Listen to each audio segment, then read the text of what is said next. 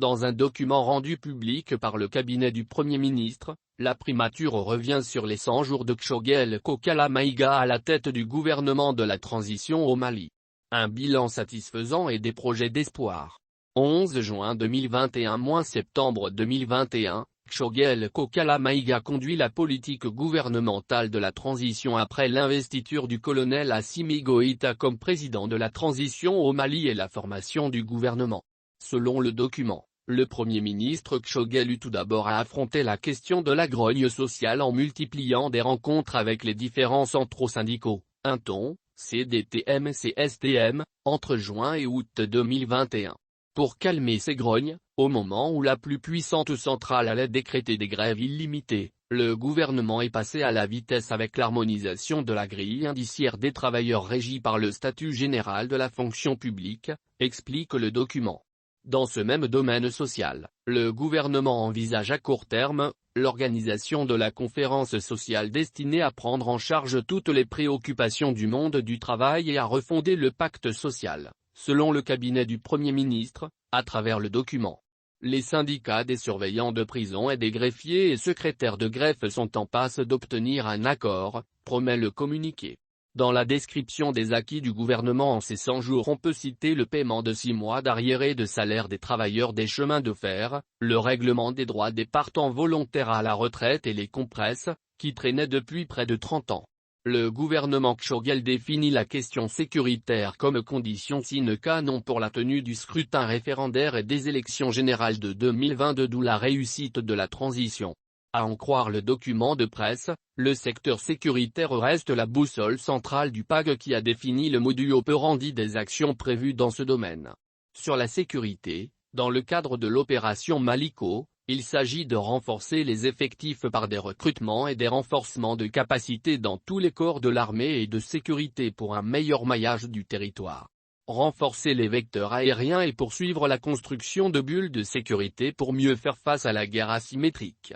Sur les acquis, selon le document, les efforts déployés ces derniers mois ont permis une amélioration notable de la sécurité en maints endroits du territoire national et la baisse du niveau de violence. Cette situation résulte de la multiplication des patrouilles de courte, moyenne et longue portée, qui visent à rechercher et à détruire les groupes armés terroristes, ont précisé les responsables du cabinet. Sur la paix, parlant de l'accord issu du processus d'Alger, le Premier ministre compte mettre en place un cadre intermalien pour la mise en œuvre de l'accord. Il est confié que le processus de DDR/intégration se poursuit à travers le processus d'intégration des ex-combattants issus des mouvements signataires et le retour au sein des forces armées de 860 anciens déserteurs. Le processus connaît des avancées, sans préjudice, selon le document, et fait savoir que des détails techniques en cours de discussion entre le gouvernement et les mouvements signataires de l'accord sur les quotas des ex-combattants à intégrer et à insérer dans les corps de l'État et dans la vie socio-économique. Et en ce qui concerne les groupes d'autodéfense, à travers le document, le gouvernement compte opter pour l'approche communautaire en cohérence avec les initiatives de stabilisation du centre. Dans ce domaine, les acquis sont plutôt les différentes rencontres d'échange que le chef du gouvernement a eues autour des grandes questions avec l'ensemble de la classe politique, de la société civile et de toutes les forces vives de la nation, les religieux, les chefferies traditionnelles, les personnes handicapées, les chambres des métiers et les chambres consulaires, les organisations des femmes et des jeunes, les syndicats, l'ensemble des segments de la société malienne. Pendant ces périodes, le chef du gouvernement a recueilli des avis qui ont conclu les besoins en besoin de sécurité, de justice et de réforme, refondation.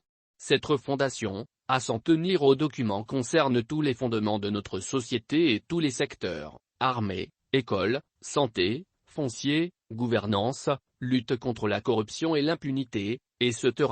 Les assises nationales de refondation, ANRE, l'organe unique et les élections sur une période de 9 à 10 semaines sur l'ensemble du territoire, des assises seront organisées sur 4 questions essentielles: la relecture de la loi électorale et la charte des partis politiques, l'élaboration de l'avant-projet de la Constitution et tenue du référendum constitutionnel.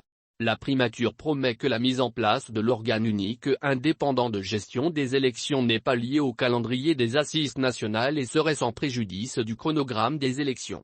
Sur l'organisation des élections générales, les opérations spéciales ont permis l'enrôlement dans le fichier électoral de 760 000 électeurs. D'autres opérations d'enrôlement des Maliens établis à l'extérieur et le traitement de leurs données sont prévues entre septembre et octobre 2021, révèle le document.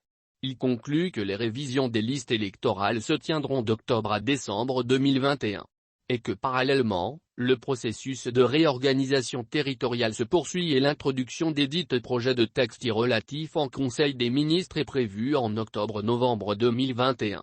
En définitif, selon le communiqué du cabinet, sur le même chantier de la régionalisation, une instruction du Premier ministre relative au transfert des services techniques déconcentrés de l'État aux collectivités territoriales serait dans le circuit de signature.